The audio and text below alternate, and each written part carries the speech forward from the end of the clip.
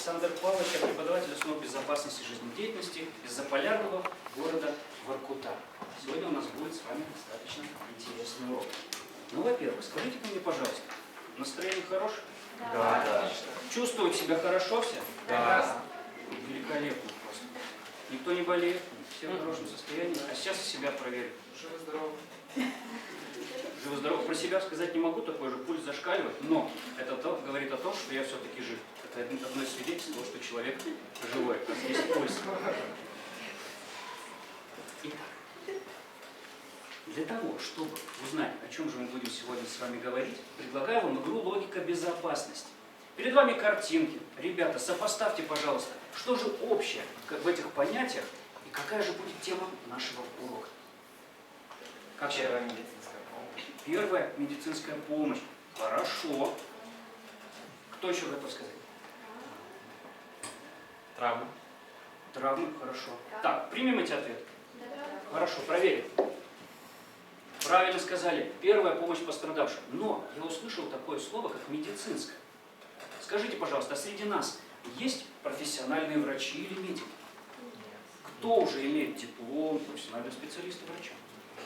Нет. Поэтому предлагаю слово «медицинское» в данном контексте опустить и принять за основу тему «Первая помощь пострадавшим». Согласны со мной? Да. Оставим такое понятие. Почему так происходит? Первая помощь оказывается про оказание медицинской профессиональной помощи. Задачей данной помощи, нашей первой, является облегчить состояние пострадавших. Медицинская помощь оказывается уже лицами, прошедшими соответствующую медицинскую подготовку. Понятно, почему мы такую тему ставим? Хорошо. Ребята, для того, чтобы нам хорошо с вами поработать, нужно поставить конкретную, четкую цель. Как вы считаете, исходя из нашей темы, какой целью будет? Какая цель нашего урока? Что же мы должны сделать? Да. Как оказывается, совершенно верно. Как думаете, что еще можно сделать? Первая медицинская помощь. Хорошо. Итак, обобщим. Какой же будет цель нашего занятия с вами? Ознакомление с основами оказания первой помощи. Похоже на ваш ответ? Согласны? Замечательно. Для того, чтобы добиться поставленной цели, нужны конкретные, четкие задачи. Как вы считаете, какими же задачами мы сегодня займемся на уроке? Что мы решим? Дарья, как считаете?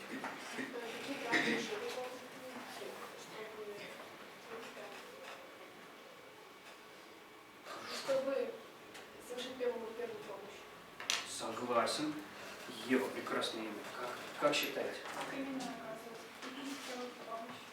Правильно. Так, кого-нибудь еще помочь? Виталик. Слушаем, как вы думаете? Как правильно оказывать? Хорошо, я вас услышал. Хвастаюсь, что я подготовил. Рассмотреть понятие первой помощи. Учитываем? Составить алгоритм оказания первой помощи. Классифицировать мероприятия и средства оказания помощи. Мы что, должны знать, из чего и как будем это делать. И закрепить полученные знания на практике. А мне вот интересен такой момент. Что вы уже знаете из понятия медицинской помощи, первой помощи? С чем вы знакомы уже? Что-что-то? Да. Хорошо. Закладывание машины. Еще раз? Закладывание машины. Замечательно. Антон, сталкивался уже? Да. Что делать? Правильно, совершенно верно. Обеззараживание. Но, как вы считаете, хватает ли нам этих знаний для того, чтобы показывать первую помощь? Такое волнение пошло, да? Нет, вроде бы, может быть и да. Может быть, хватит. Вот на этом уроке узнаем как раз. Итак, по статистике в год от неправильно оказанной или не оказанной вовремя первой помощи в дорожно-транспортных происшествиях гибнет почти 20 тысяч человек. Не успевают добраться до медучреждения или погибают дома или на улице почти 160 тысяч человек. Грустная математика, скажите, сколько вместе получается? Почти сколько? Почти 100. Почти 200. Ну, грубое округление. Население города Сыктывкара почти 250. 250 человек. Сопоставьте, пожалуйста, цифры. Что получается у нас? Что в год гибнет? Совершенно верно. Страшная статистика. И для того, чтобы данную статистику переломить, для того, чтобы эти страшные цифры были меньше или свести их к нулю, я предлагаю сегодня, чтобы мы с вами были не просто учениками, а предстали в роли курсантов Академии защиты Министерства чрезвычайных ситуаций Российской Федерации. Готовы такую серьезную ношу на себя взять? Попробуем? Ребята, для того, чтобы нам хорошо и эффективно поработать, я вам подготовил рабочие тетради спасателей. Они представлены у нас на партах. Будьте добры, возьмите таблицы листы, переверните их. Запишите тему сегодняшнего урока. Первая помощь пострадавшим и ее значение.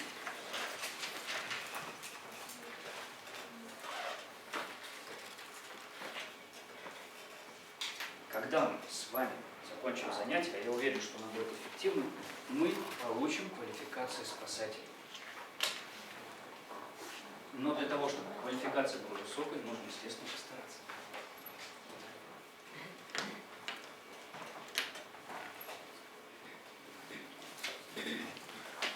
Записали тему? Молодцы. И перед нами стоит уже одна из первых задач. Будьте добры, обратитесь, пожалуйста, к вашей тетради спасателя, рабочей тетради спасателя. Перед вами представлено 3 определения.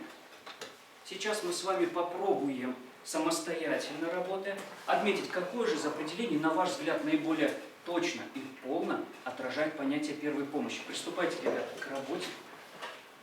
Ознакомьтесь с определением и отметьте, какое, на ваш взгляд, самое.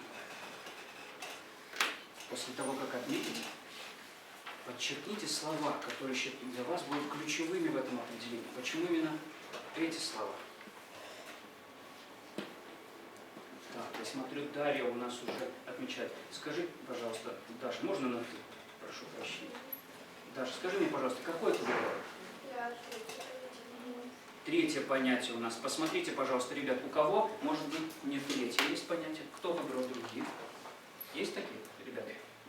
Хорошо, третье. Почему же все-таки третье понятие вы выбрали?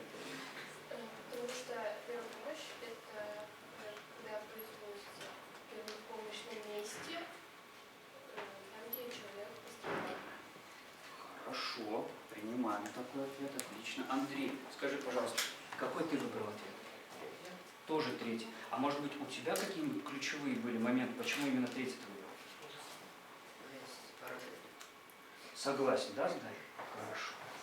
Проверим, так ли мы с вами сходимся в наших мнениях. Совершенно верно. МЧС такую дает трактовку, ключевые понятия в определении, но еще хотелось бы отметить, что это само и взаимопомощь, когда только от нас зависит, как мы окажем эту первую помощь. Ребята, оцените, пожалуйста, свою работу на данном этапе. Вам представлена уникальная возможность зарабатывать практически звание курсантов в виде звездочек, где 3 звезды, отмеченные вами, будут означать, что вы хорошо справились, для вас понятна данная тема. И, соответственно, далее по критериям.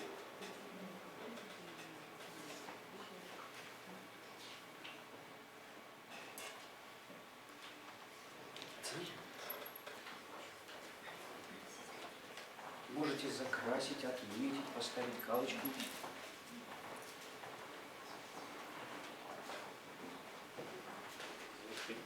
Молодцы. Итак, ситуация. Что мы видим? Авария. Хорошо. Как вы думаете, что мы будем делать в этой ситуации? Человек заражает. Заражен. Так, оркестр выключаем. Вера, как считаете, что будете делать? Делать так, чтобы человек немного не шевелился, чтобы не терять информацию. Хорошо, хорошо. Руку видел, да? Михаил. Можно запереть. Ничего? Обработать рану, обеззараживание. Потом просто протереть кровь, наложить бинт, все. Хорошо. Что еще можно сделать? Есть мнение? Виталий, как считаешь, что еще можно сделать? Что сделать? Я услышал ваши ответы, ребята. Они правильные. И в какой-то степени разные, но части единого целого. Для того, чтобы нам с вами понять, а как же правильно оказывать все-таки первую помощь, нужна же какая-то структура, мне кажется. То есть как-то нужно понимать, как же мы будем действовать. Перед вами беспорядок действий при оказании первой помощи. Это верные действия, которые нужно принимать.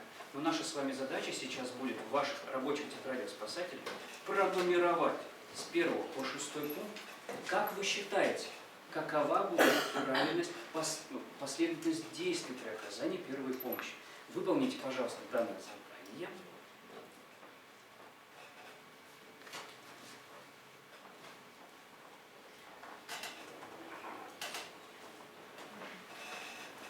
Знакомьтесь с материалом, отметьте, что же вы считаете самым главным, первостепенным.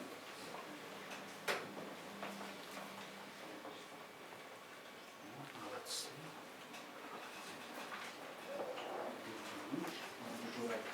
Хорошо.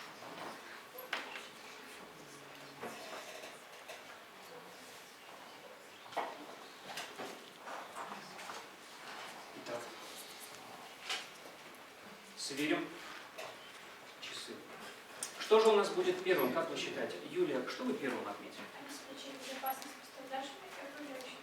Например, излечить пострадавшего и довершить. Услышали, ребят? Хорошо. Итак, проверим, что же я отметил первым. Убедиться, что при оказании первой помощи вам ничего не угрожает. Разный у нас ответ. Юля, почему мы решили, что ваш ответ вот этот первым будет? Почему? Потому что человек... Вот этот, да, вы отметили первым? Да, Угу. надо помочь пострадавшему. Помочь пострадавшим. Хотите, расскажу, почему я это? Итак, почему же нужно убедиться, что при оказании первой помощи вам ничего не угрожает? Есть одно из ключевых правил первой помощи. Прежде чем бросаться в огонь, грубо говоря, нужно убедиться, что вы сами останетесь целы. Поэтому, когда оказывается первая помощь, первостепенное значение имеет «защити себя». Потому что может случиться так, что наши действия приведут к тому, что ни одного человека надо будет спасать, а еще и вас. Если вы попадете также в беду, согласитесь, никто не желает такой себе участи. Поэтому это будет у нас первым. Что вы отметили вторым пунктом? Андрей, можно вас спросить?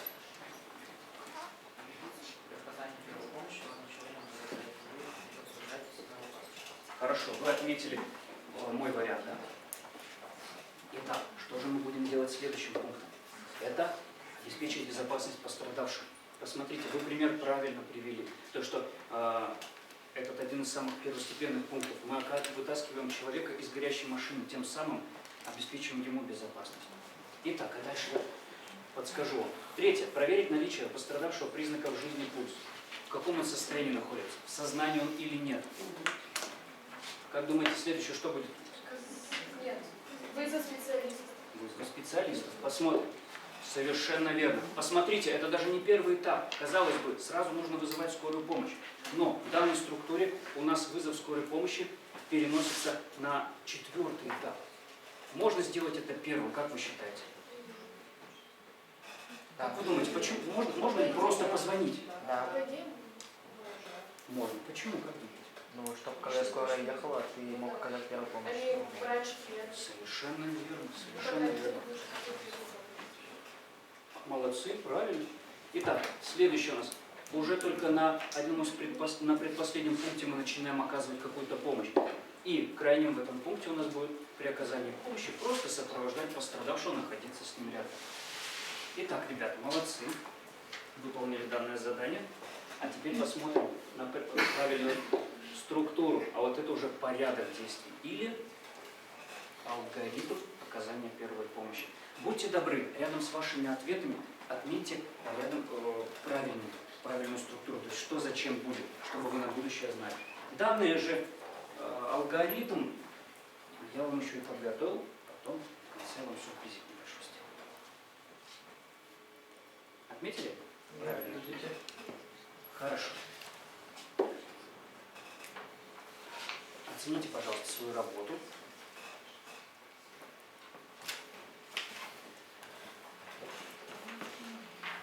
Так, двигаемся дальше.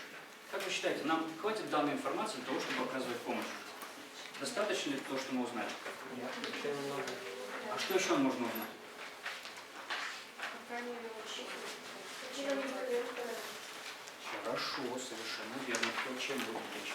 И вот про слово, которое вы сказали, можно еще раз повторить? Медикаменты. Запомните это слово. Первая помощь и медикаменты немножко разные понятия. Ребята, перед вами в ваших рабочих тетрадях находится табличка. Будьте добры, откройте учебники по основам безопасности жизнедеятельности на странице 217.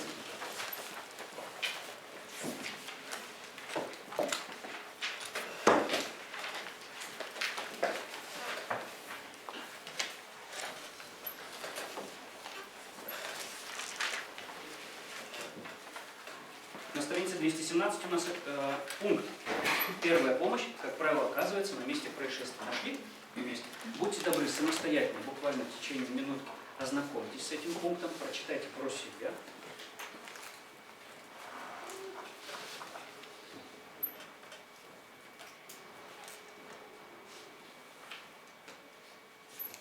Все нашли страничку?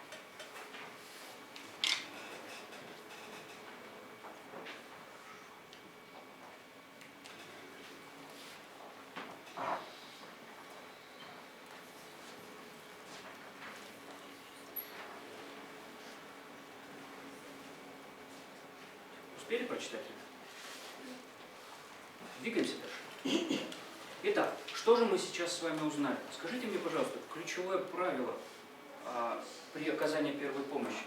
Что же нам, каким образом нам нужно ее выполнять? Учитывая что? Состояние, правильно. Какими наши действия должны быть? Посмотрите, в учебнике прямо указано. Какими же действия наши должны быть при оказании первой помощи? Мы должны действовать, как я считаю. Это один из пунктов, хорошо. А вообще ключевое понятие. Мы должны действовать.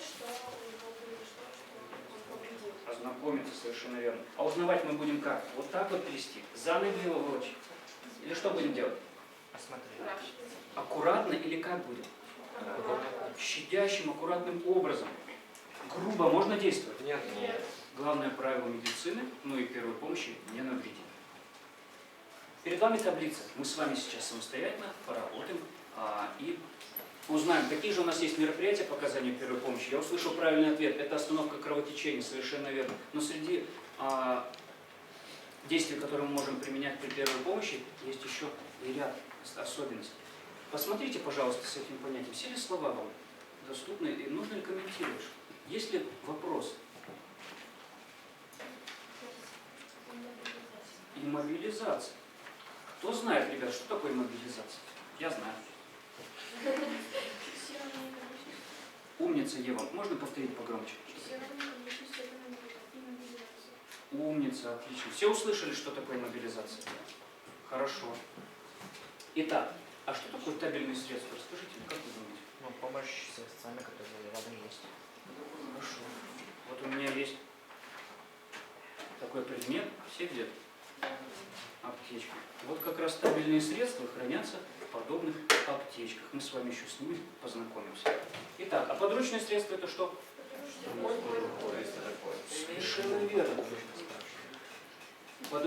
Табельные средства, то, что у нас аптечка предполагается, бинты и тому подобное. Итак, перед вами пример.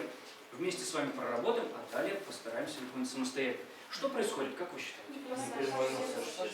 Умницы. Хорошо. Непрямой массаж сердца. Как вы думаете, во-первых, в вашу табличку обратитесь, пожалуйста, в рабочей тетради спасателя. Массаж сердца у нас к какому пункту будет относиться? Подручные средства. Подсказать? Посмотрите, у нас виды с вами есть. Нашли пункты? Ага. Прямо над этим пунктиком отметьте циферку 1, цифру 1. Это будет нашим первым пунктом. Все поняли, ребята? Молодцы. Хорошо. Как вы думаете, из аптечки с табельными средствами чем можем пользоваться? Что нам может пригодиться? Знаком подобный предмет? При искусственном дыхании вставляется у нас в ротовую полость, чтобы исключить контакт с пострадавшим. Также мы можем использовать различные винтики. Как думаете, зачем? Перекрыть дыхание. Совершенно верно, накладываем, чтобы не было соприкосновений. Из подручных средств что можно использовать, как считаете? Салфетку. Совершенно верно. Что у нас есть с вами? Запишите, пожалуйста, данный пункт. Что мы в табельных используем средствах, что мы используем в подручных.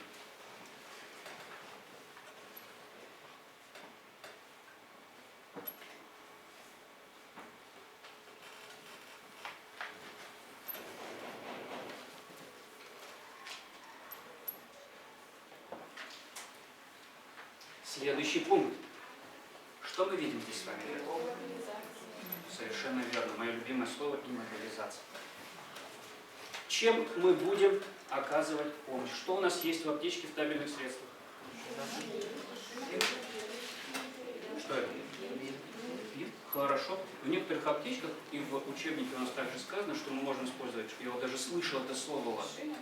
Умница. Совершенно верно. Отметьте, пожалуйста, в табельных средствах мы используем винт, шины. А подручными средствами что можем делать? Вот что у меня на шее? Хорошо. Можно использовать, чтобы руку. Да. Еще секрет маленький, лайфхак вам открою. Есть пуговки. У всех практически на рубашках. Берете пуговку, отстегиваете от рубашки, вот сюда пристегнули. Вот вам, пожалуйста, вместо того, чтобы какие-то косынки взять, примитивная иммобилизация. Понятно, как делать? Пуговку сюда поместили. Есть такой способ. А и на крайний случай рукав рубашки оторвал. Отметили, в каком пункте мы работаем? Угу. Следующий пункт. Что происходит здесь? Умница, сразу ответил. Радиация. Отметьте у себя лучевые поражения. Что этот пункт мы с вами делаем? Третий. Это сложная задача. Я вам подсказку дам, что при облучении какая болезнь у нас возникает? Вспоминаем раздел радиации. Рак, совершенно верно. А какая специфическая болезнь есть? ВИЧ. Лучевая, умница. При данной болезни производится специфическая первая помощь. Но что мы можем использовать? Подскажу. Бинт, потому что есть у нас ожоги лучевые. Мы можем перекись для обработки ран использовать. Запишите перекись бинта. Подручные средства практически никакие не помогут, поэтому в этом пункте поставьте восклицательный знак. Это будет место для того, чтобы вы самостоятельно ознакомились. Четвертый пункт. Что происходит? Совершенно верно. Что из аптечки возьмем для оказания помощи? Жгут. Правильно. Зачем? Ну, чтобы кровь не поступала, чтобы было... Я не поступал. Совершенно верно. Один из способов. Что еще можно использовать? Совершенно верно. Отмечайте, пожалуйста, в табеле жгут винт. Подручные средства. Ремень. Совершенно верно. Отмечаем ремень. Узнаете страшную картинку? Да. Что это было? В какой степени, если отметите, прям похвалил вообще? Ожог, совершенно верно. Степень кто-нибудь знает? Третья чуть много. Умница, Михаил, молодец, похвалите его сами. Молодец. Молодец.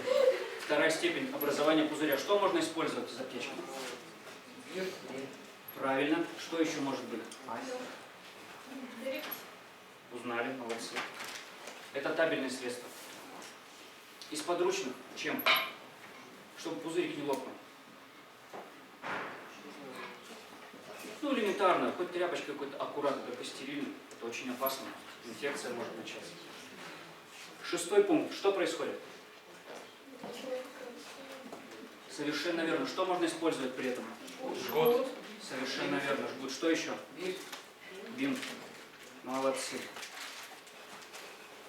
Хорошо. Отметили? Из подручных средств. Нет жгута у нас. У нас кровь идет. Что делать? Может быть. Совершенно верно. Делаем скрутку, пережимаем поврежденную артерию. Молодцы, ребят. Итак, заполнили с вами таблицу. Умницы. Итак, Оцените, пожалуйста, работа была серьезная, оцените, пожалуйста, по достоинству. Я считаю, что вы все молодцы, справились. Ответы отличные.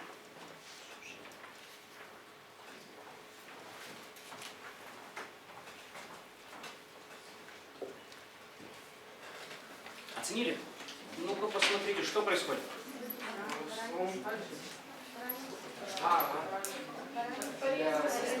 Порезался у нас. Вспоминаем аналогию наших действий, алгоритм наш. Что же мы будем делать? Обратитесь к рабочей товарищ спасатель. Что мы будем делать? Остановка кровотечения. Правильно. Первый пункт у нас, секунду, продезинфицировать. Правильно. Первый пункт какой у нас? Совершенно верно, чтобы мы не заразились и его не заразили. Совершенно верно. Продезинфицировать нужно будет. Что еще нам нужно учесть? Насколько серьезно повреждение нужно учесть? Почему? Чтобы если, например, большая рана будет, но большой порез, то ты обычным пластырем не сможешь это сделать. Дарья, я бы лучше не сказал. Отлично. Если у нас крупная кровопотеря, кто знает, при каком количестве потери крови человек приходит в критическое состояние? 3. Ну, 3 это уже... Совершенно верно. При потере около литра крови человек начинает приходить в состояние предсмертное. И если у нас теряется большее количество, нужно не то что реанимировать, нужно моментально спасать человека. При некоторых операциях переливают десятки литров крови и плазмы человека. Это очень сложно. Итак, перед нами примитивный способ оказания помощи. Ребята, на ваших партах есть бинты. Я бы очень хотел, чтобы мы с вами практически попробовали, а как же мы все-таки, кроме теории, практически умеем оказывать первую помощь. Я предлагаю демократию, но и поиграю в тоталитаризм. Поэтому, если кто-то будет смущаться, сам скажу, ты пострадавший, ты медик. Выберите, кто из вас будет оказывать первую помощь, а кто будет пострадавшим. Ваша задача будет попробовать забинтовать поврежденный пальчик. Хорошо? Пробуем? Итак, ребята, приступаем. Доставайте бинтики, активно бинтуем, так как мы умеем. Все, у нас кровь идет, ребята. У нас страшная травма, нам нужно помочь. Я умираю, Виталик, быстрее. Скорее, Виталик, спасай. Виталик, я умираю, быстрее. Скорее, давай, все. Скорее помоги. Правильно, чтобы отбил. Скорее. Некогда думать, у него там все. А представляете, у человека еще может быть непереносимость вида крови, он сейчас в обморок упадет. Что делать будем? Срочно на шатырь искать. Аккуратненько пользуемся ножницами. Мы же на основе безопасности жизнедеятельности. Безопасность превыше всего. Поэтому очень аккуратно. Все, фиксируем наши повязочки аккуратно. А то реально будем перевязывать.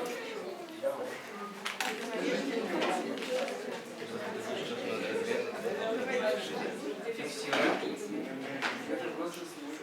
Молодцы.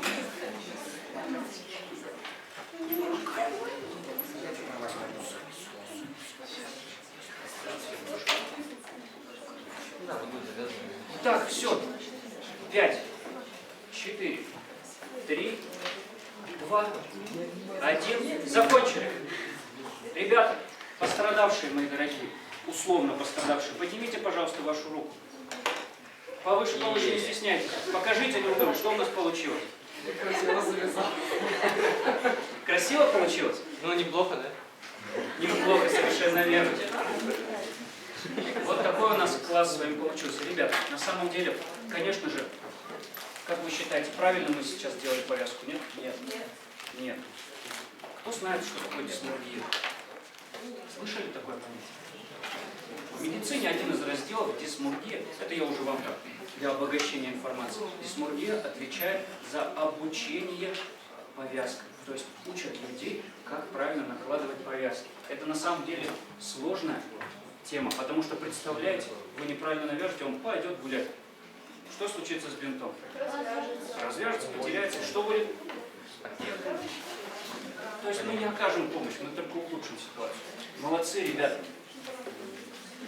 Я же современный педагог, хоть и ОБЖ преподаю. У меня есть свой сайт. На данном сайте у вас в буклетах, которые я потом вам преподнесу, будет данная информация. Даже QR-код вам сделаю. Да.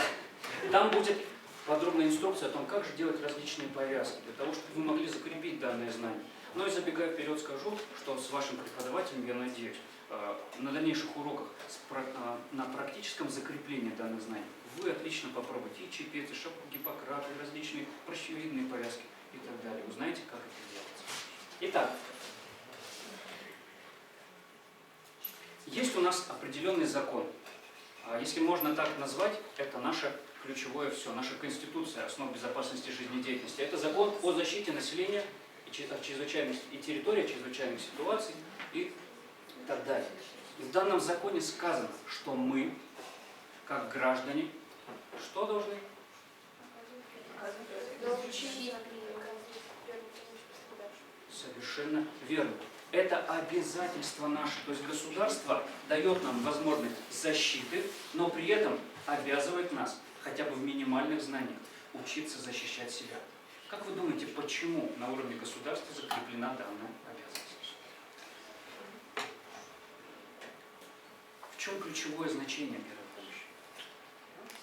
Оказать помощь. Показать. Еще что я слышал? Оказать помощь на месте.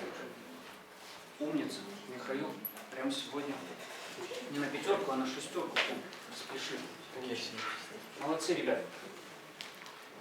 Мы с вами для того, чтобы закрепить данное понятие, чуть-чуть я вам тут подсказочку дал. Выполним тестирование. Будьте добры, пожалуйста, откройте в ваших рабочих тетрадях. В ваших рабочих тетрадях тест для того, чтобы с вами понять, какой же у нас с вами, чтобы закрепить наши звания. Вот кто-то прям даже до сих пор с пальцем перебинтован. Нет? Все, можете освободить свои руки от оков. У вас тест состоит из 5 небольших вопросов. Предлагаю вам ознакомиться и отметить самый правильный.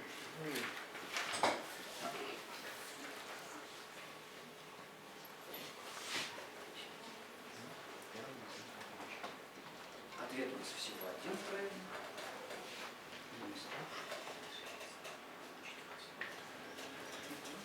Получается? Итак, первый вопрос. Скажите мне, пожалуйста, Захар, скажи мне, пожалуйста, первый вопрос, какой у нас был, как ты ответил? Я ответил, как будто уже щадящим образом требует насильственных вмешательств.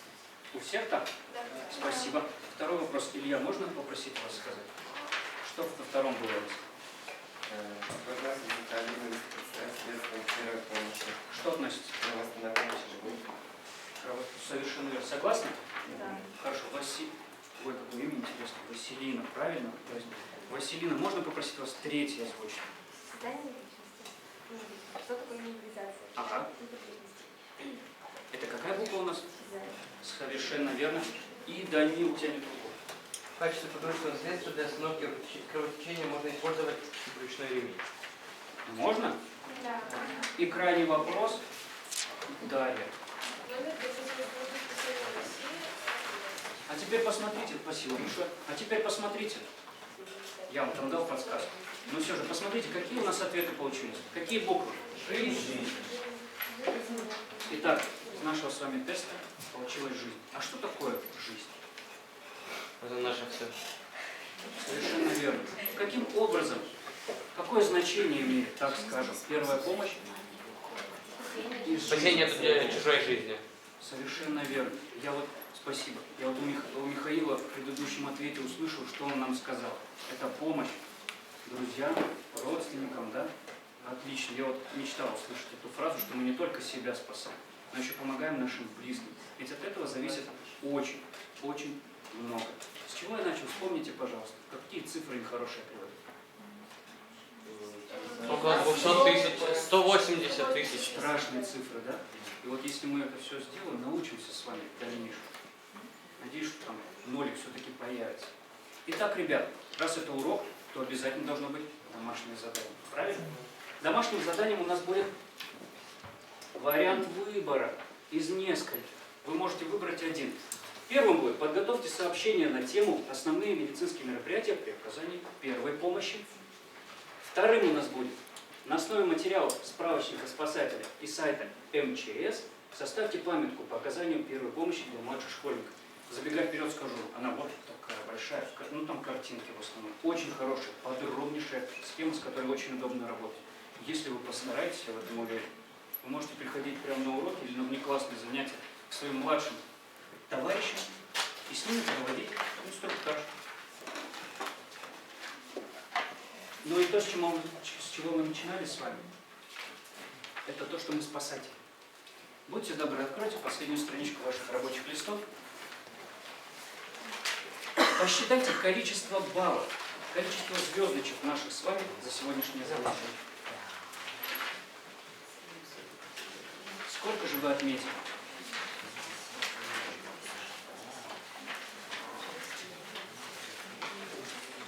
Я вам там критерии оставил, по которым вы, согласно данному количеству звездочек, присваиваете себе квалификацию спасателя. И в удостоверении, которое у вас там есть, заполните, пожалуйста, графу класс какой, фамилия, имя и поставьте себе достойную категорию спасателя.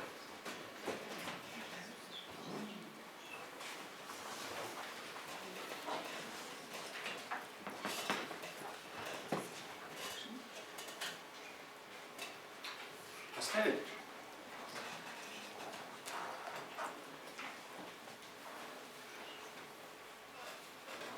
Молодцы, ребята. Ну и подводя уже итог, я вам обещал материал подарить. Мы собрали самые полезные, наверное, требования и знания по первой помощи. Я надеюсь, что данный небольшой справочник, он очень маленький, потому что жизнь у нас огромная и опасности такие же большие. Этот справочник поможет вам в вашей учебе. Не дай Бог, конечно, нам пригодится на практике, когда вам придется оказывать помощь, потому что это очень тяжело.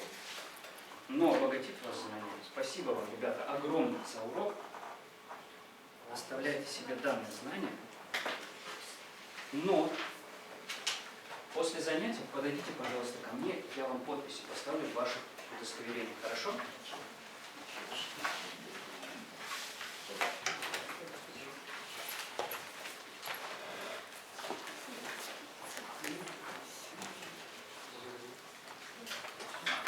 Всем досталось? А нет, нам еще. Как же я мог вас пропустить, ребята? Вы так старались, и я бы вас оставил без... Спасибо большое. Ну что? Надеюсь, вам было интересно? Да, конечно. Мне было очень интересно. Я вам всем, вне зависимости от того, какую категорию вы получили, ставлю пятерки. Вы огромные умницы. Желаю вам успехов. Главное, безопасной жизнедеятельности.